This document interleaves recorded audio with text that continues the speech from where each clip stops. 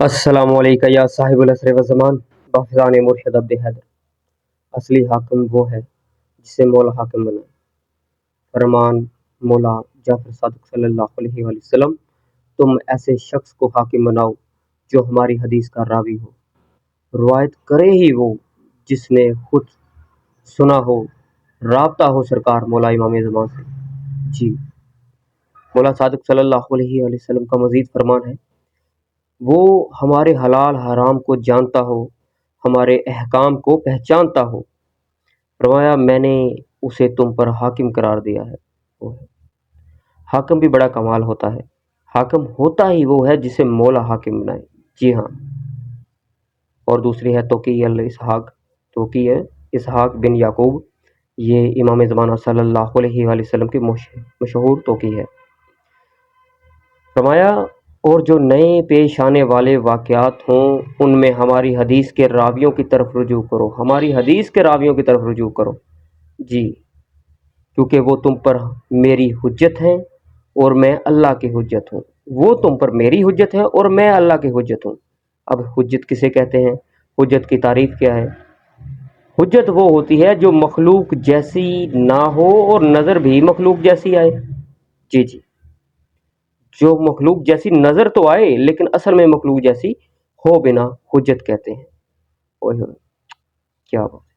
اور بڑا ہی مقدر والا ہے وہ بندہ جسے حجت کی طرف سے حجت عطا ہو، اصلی حاکم کی طرف سے حاکم عطا ہو۔ اوہ کیا بات! اوہ کیسی بات ہے! مولا کا فرمان ہے کہ ہر کسی کو حاکم نہ بناؤ، جو ہم نے حاکم بنایا ہو اسے تم اپنا حاکم بناؤ، اور جو نئے پیش آنے والے کوئی بھی واقعات ہوں تو اس میں جو ہماری جو حدیث کے راوی ہیں ان کی طرف رجوع کرو، ٹھیک ہے، کہ وہ تم پر میری طرف سے حجت ہے اور میں اللہ کی حجت ہوں۔ اوئے ہوئے، وہ تم پر میری حجت اور میں اللہ کی طرف سے حجت ہوں۔ کیا بات ہے! اب آپ کی مرضی، اپنی اپنی دوڑ ہے، اپنی اپنی ضرورت ہے، ایسے حاکم کو تلاش کیا جائے کہ جو مولا کی طرف سے حاکم ہو۔ جی، اور بڑے ہی بدقسمت ہیں وہ لوگ جنہوں نے کسی کو بھی بغیر تصدیق مولا امام زمان صلی اللہ علیہ وآلہ وسلم کے اپنا حاکم مان کر جہالت کی موت مرنے پر راضی ہو گئے۔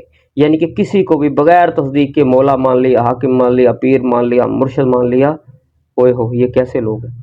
کیسے لوگوں کو اپنے اوپر انہوں نے حاکم بنایا ہوا ہے، کیسے لوگوں سے روایت لیتے ہیں یہ۔ اوئے ہو، فرمایا روایت کر ہی وہ سکتا ہے جو ہماری حلال حرام کو پہچانتا ہو، ہمارے حلال حرام کو پہچانتا ہو، ہمارے احکامات کو جانتا ہو۔ اور مولا تو یہ بھی فرماتے ہیں ہمارا وہ ماننے والا ہی نہیں جو ہمارے اشاروں کو نہ سمجھے۔ کہتے ہیں نا عقل مند کے لیے اشارہ ہی کافی ہوتا ہے۔ تو مولا تو صاحب ظرف کے مطابق گفتگو فرماتے ہیں، جتنا کسی کا ظرف ہوتا ہو ویسے کلام فرماتے ہیں۔ بات تو وہ ہوتی ہی نہیں اکثر جو مجمع میں کی جائے، اصل بات تو جس طرح مختصر لوگ ہوتے جائیں، مختصر لوگ ہوتے جائیں، خاص سے خاص ہوتے جائیں، بات بھی خالص ہوتی رہتی ہے۔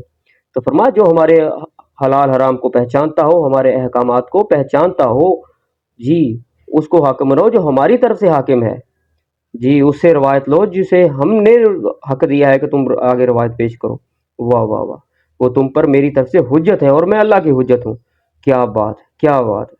باقی اب آپ کی مرضی ہے کہ آپ نے بغیر ویریفیکیشن کے، بغیر تصدیق کے نان پی ٹی ایم مرشد